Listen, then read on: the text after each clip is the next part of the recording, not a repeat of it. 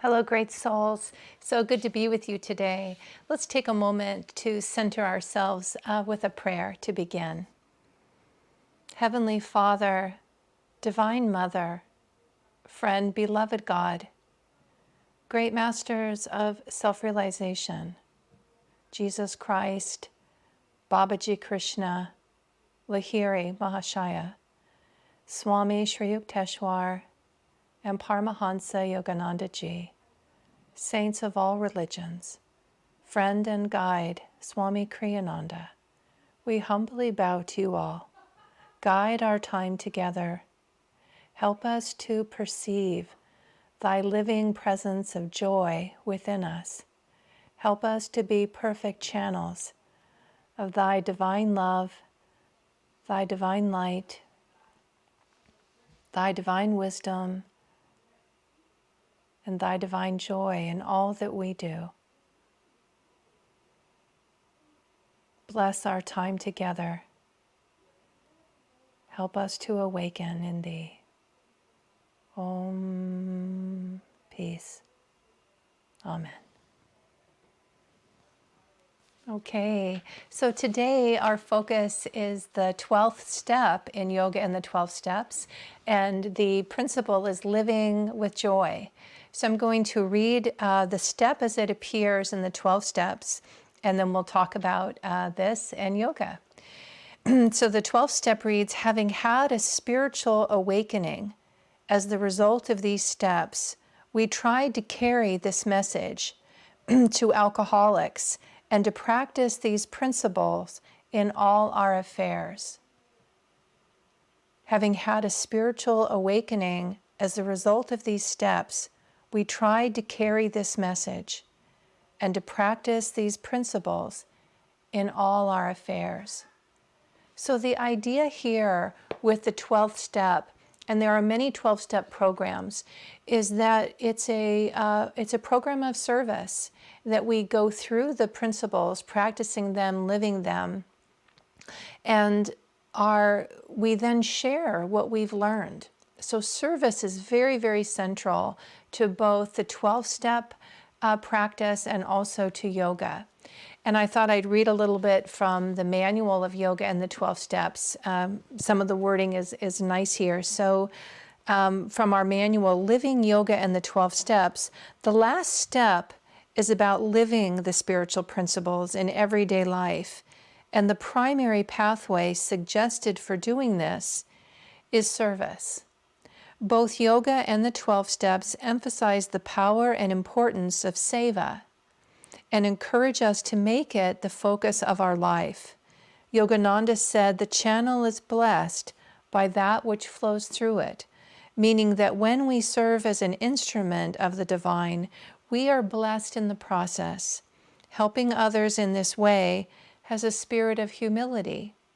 By consciously opening ourselves to guidance and inspiration, we become a conduit for wisdom, grace, and energy to flow through us. So this is a beautiful way to look at how do we share? What is seva? What does it look like? I've had the privilege of serving in many different ways and communities. So I got sober when I was young. I was 20 and I'm 58 now, so it's been a long time. And so service has been a huge part of my life, from the 12 steps and then also spiritual communities that I was part of. I was part of a Catholic community and had the joy of doing a lot of service in that. At one time I thought I might become a nun, and so I took a year to live in spiritual community and serve and discern where God was calling me. What was my path? What was my spiritual path? And what I found is that it wasn't the outer form that was most important. It was the inner commitment to live for God. And I learned that in that year. It was a beautiful year of service. And, that being said, it was also a challenging year. So the truth of service is it can be challenging. Part of what we do in yoga and the 12 steps is we look at yoga philosophy and we line that philosophy up with each of the spiritual principles. Earlier in going through the steps, we looked at tapasya. And tapasya is this commitment to stay steadfast on our path when we see that there's a higher purpose to what we're doing. So when there's difficulty, we still move forward with a commitment to that, to the higher meaning of what we're doing. That's one of the ways that Swami Kriyananda talked about tapasya. And there's a relevancy here with seva because we may not always feel like doing it. And then the question becomes, how do we work with that? How do we navigate feeling like it or not feeling like it? And how is it true that service is a path to joy? With Yogananda, part of why I wanted to read his quote about the channel is blessed by that which flows through it, is that it's been my experience, the more that we practice seva and service, the more we discover the truth of that. We get ourselves out of the way. And that's what service offers us, is an opportunity to focus on someone or something else and to put our energy toward that. In Ananda Yoga, what we're looking at is this idea of serving God. And that's really the practice of seva, is to see that when I'm serving another, I'm serving their highest self. It's my way of serving God, to say I'm helping this person as a channel for the divine energy. There is a passage that from the Christian Bible where Jesus talks about, to anything that you've done to the least of these, you've done to me. So if you've clothed the naked and fed the hungry and housed, the homeless, that any of those acts were acts for God, right? And there's many stories in yoga as well about those who were tuned in to this understanding. There's a beautiful story of the gopis with Krishna, and they would feed him cheese every day. That was a sacred offering of theirs, that they would feed Lord Krishna. And they needed passage across I think most of the time they could travel the river. I don't remember this, but one time they couldn't.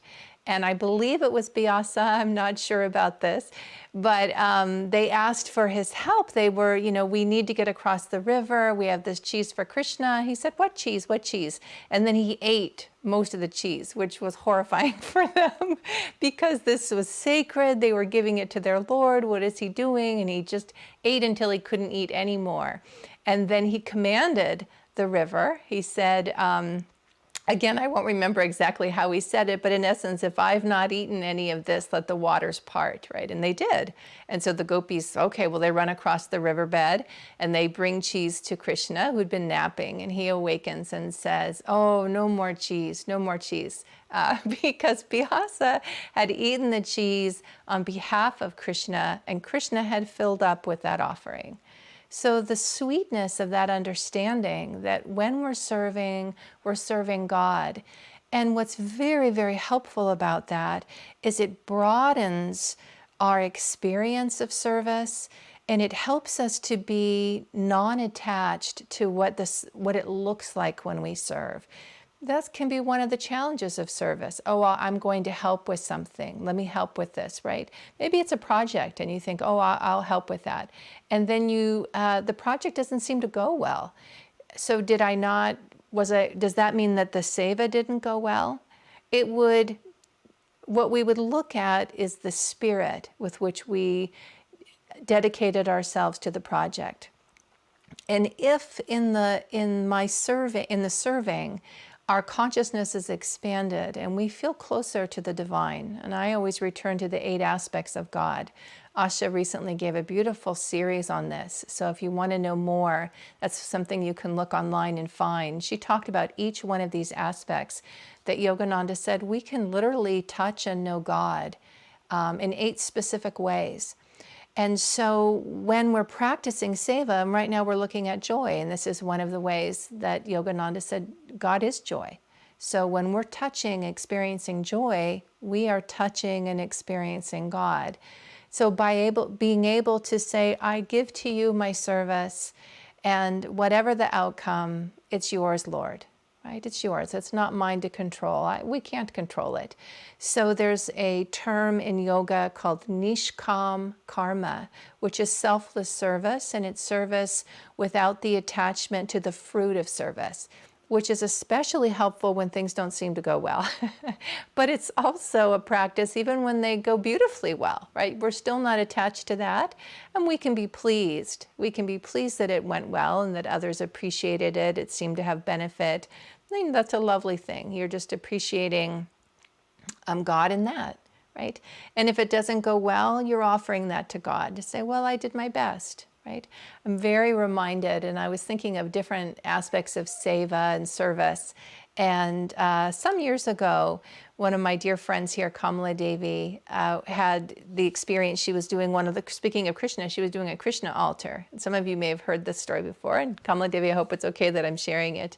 It was such a beautiful example to me of both tapasya and selfless service, where she had put, I'm going to guess many hours. I don't know that she told me, but she put a lot of time into creating a beautiful altar for Sunday service. And there was a Friday Krishna Kirtan, and she also wanted to have it beautiful for the Kirtan. So that was her plan, right? And so she finished on Friday. They had the Kirtan Friday night, and she went back in on Saturday just to, I don't know, add some new candles or something.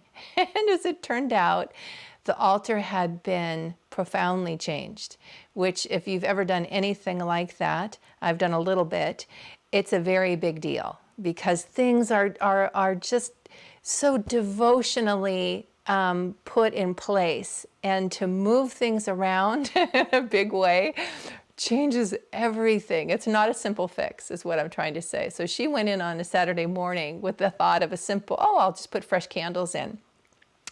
And it was this, oh my gosh, okay. Basically, you have to redo the altar, right? You have to redo it.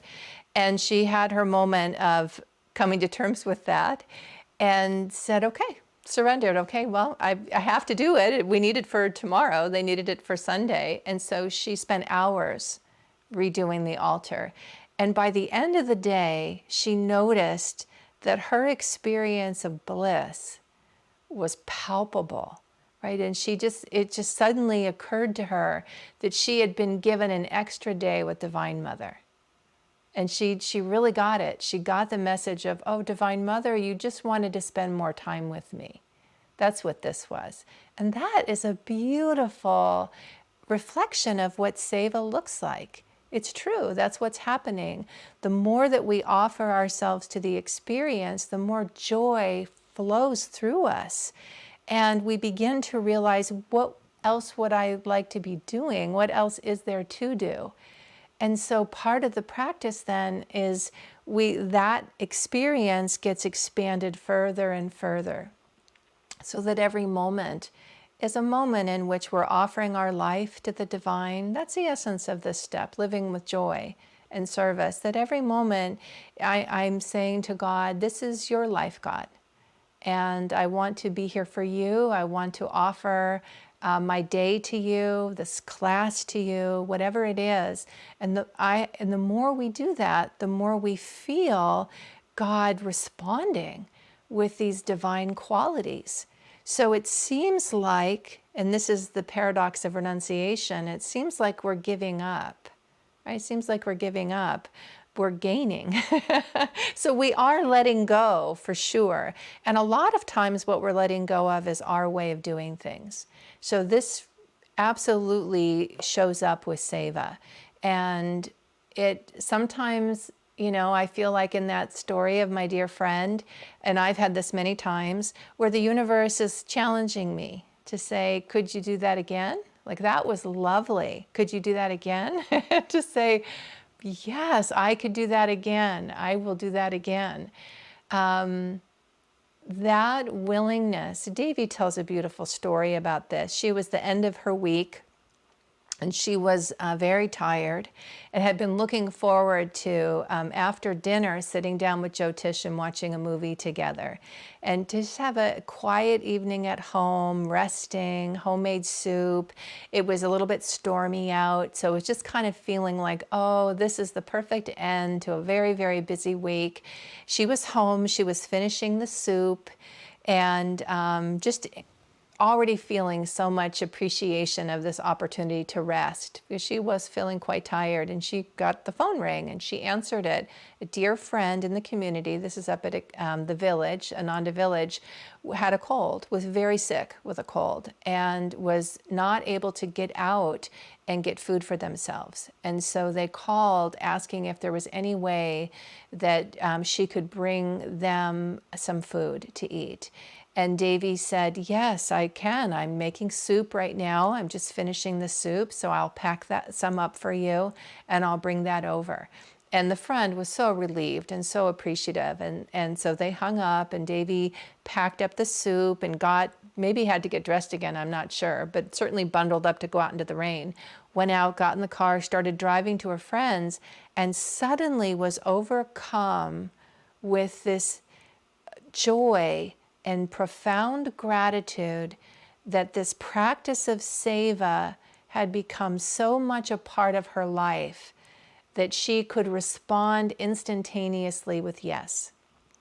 That without hesitation, her plans could change, right? Just in a moment, they could change, and she could willingly and joyfully be attentive to her friend. And she started crying with gratitude to God for the change in herself, because she just knew that was a gift, that her consciousness, it was a reflection of a change in her consciousness, that she could so quickly be serviceful and be experiencing then the joy of tending to a friend, that her friend would know she could reach out to her and feel okay about that. And these stories, they're so profound, they're so meaningful. It's been very true in my life as well, that the more I find that I'm able to see, and it's like God smiling behind these opportunities and just waiting for me to discover God. Like, did you notice that I was here? Did you see that it was me who was offering this to you? What looked like work? It looked like a challenge. That year that I took to discern religious life and what was the right path for me, I went to a workshop before I chose an organization to be with, a beautiful workshop on service, and so what it looks like. And there was a young man who was talking about the life of a missionary and just saying, and he was so beautiful in his realness, right? So he said, we enter into this with the highest ideals, and it's beautiful, and we don't want to lose them, right? So we're doing this because we're motivated by our love for God, and we're wanting to go out and to share that love, right? And he said, and life happens. So you're on your way to the soup kitchen and you run out of gas, or there's a problem with the car. And he just described like all these things that can happen. And he said, these things happen. He's like, they happen to me. And the question is, how do you stay connected to joy when those things happen? Because the mind, the conscious mind, and in yoga teaching, the ego, it gets frustrated. It has a plan. It feels like, well, this is service and this is what it's going to look like. And I'm saying yes to this, but I didn't say yes to all these other things, right? I didn't say yes to all the inconvenience that appeared on the way to doing this service. But sometimes that's the service, right? Sometimes that. I'm thinking of a friend of mine years ago who told me about, he was driving and we'd been talking, I guess I'd been talking about service and the value of it. And anyway, he was driving and he saw this, the car stopped and a group of people pulled over. And I guess he was reminded of a conversation I'd had with him. And he said he could hear me inside of him. So he thought, I better stop and help these people. So he stopped and he helped them. And again, this was yoga in the 12 steps. So the 12-step part for me is, I must have been talking about that. Anyway, he helped them, and it turns out they were on their way to a 12-step meeting. And they had a flat tire, and so he was able to stop and change the tire and help them, and they were so appreciative. And he got it, right? He thought, the coincidence of that I would be stopping, that these people would be on their way to a 12-step meeting, they were so appreciative of him and his help. And he felt better. Right? He felt the joy of it. He felt the joy of serving. So part of what we also do is listen for, and you know, this is step 12. So we've been practicing all of these attunement, surrender, you know, all the aspects of these spiritual principles. We've been building a spiritual life. And one of the things that we bring to seva and a life of service is discernment. A dear friend of mine told me that one of the important things that we learn at Ananda, he said one of the most important things we learn, one of the first things we learn is how to say yes, right? He said, and then the advanced lesson is how to say no. Right? Like, so you learn how to say yes, you need that, right? And then then you also need to learn how to say no. Is it yours to do? Is it being asked of you? And I would say something Swami Kriyananda talks, and this is in support of leadership. He talks about the importance of considering your own needs when you're making decisions.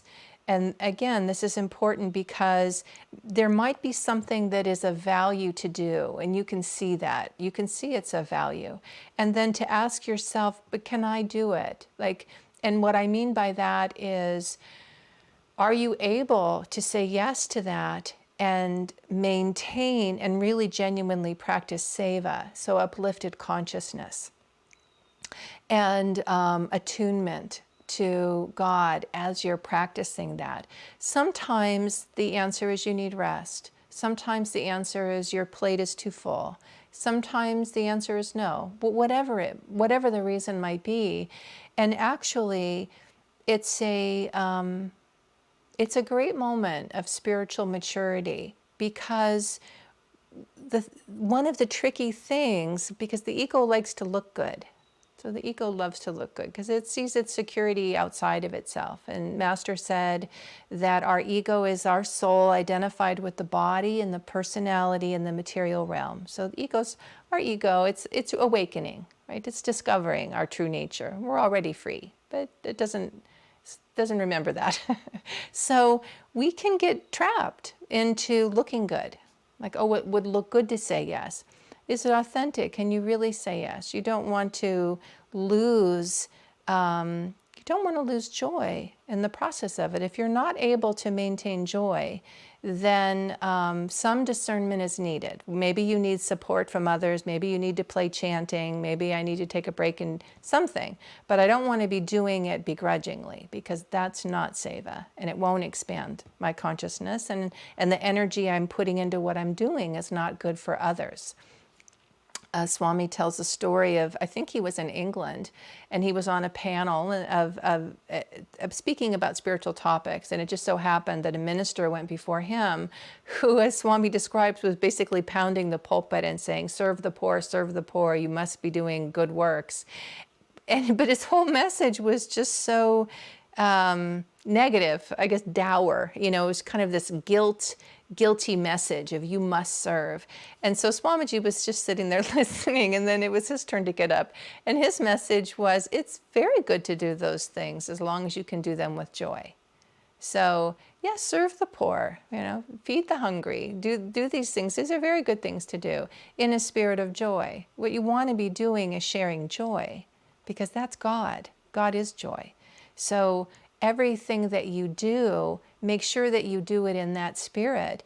Even if what you're doing is tending a garden no one sees, right? Maybe your service is behind the scenes. No one knows that you're doing it. I think some of the most profound service can be prayer. We have a prayer ministry here.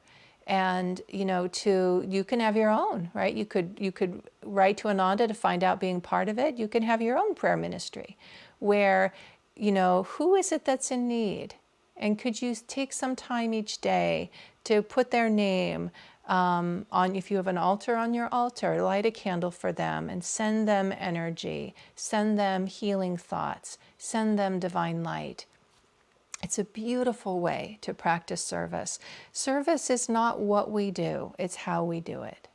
That's what defines something as seva, is being a channel for the divine and being inviting God in, right? And sharing, right? So we're carrying the message in that's a phrase in the 12 steps. A principle in the 12 steps, a very important principle when we're working with others, is the receptivity of those we're serving. So there's a guideline of attraction rather than promotion. And this is very important, especially if your service is sharing teachings. So if you're wanting to carry the message of, yoga or the 12 steps, whatever inspiration you have, what part of the practice is being very attentive to someone else's receptivity to that, right? Are they interested? Right? And part of when you're living your life and you're living in the joy of it, that in and of itself tends to be very attractive. And so people tend to want to know, well, what are you doing and how are you doing it? And then you can share from there your practices. Last summer, I was gardening with someone, and I didn't know them, right? It was a Seva project, and so they were gardening. We happened to be gardening near each other, getting to know each other. And I was talking about teaching, and my co-teacher, Yudhishthira, was at True North. If you don't know about True North, it's a wonderful place where they do healing with, it's vegan and fasting. It's beautiful. Anyway, she knew about it. She was very, very excited. So she's a chef. She was telling me all kinds of just lovely things. Then I was just enjoying listening to her. And others heard us and wanted to know more. And someone said what are you talking about? We feel all your great energy. And so I said to her, do you want to explain? And she said, oh, it's this way of eating where you have no oil, no salt, and sugar, right? And there were all these people, there's this little group looking at us, and the person who asked goes, forget it. It was so funny. It was like, and the poor person looked at me like, now what? And I just thought, well, now we say no more because they're not interested. They love the energy, but that wasn't going to be something beyond that was meaningful for them. And it's an important thing just to be attentive to in your service. Are people asking for what you're offering? Is there an opening to it? It might seem obvious, but it's been my experience that it isn't. So we tune in, we listen, we ask for opportunities to share. That's a way to practice. So in this week, as you go forward, if you're not sure and you'd like to do a little bit more of seva, or maybe this week you're needing to say no, I invite you to discern. Right? How's seva happening in your life? Where are you with this principle of service? And how might you serve in a way that the experience lends to joy, expands your life in a joyful way, and you become a joyful presence wherever you go and whatever you're doing. That's the essence of the teaching. That's the essence of the practice. So I wish you a joyful week, a wonderful practice of seva, and as always, it's lovely to be with you today.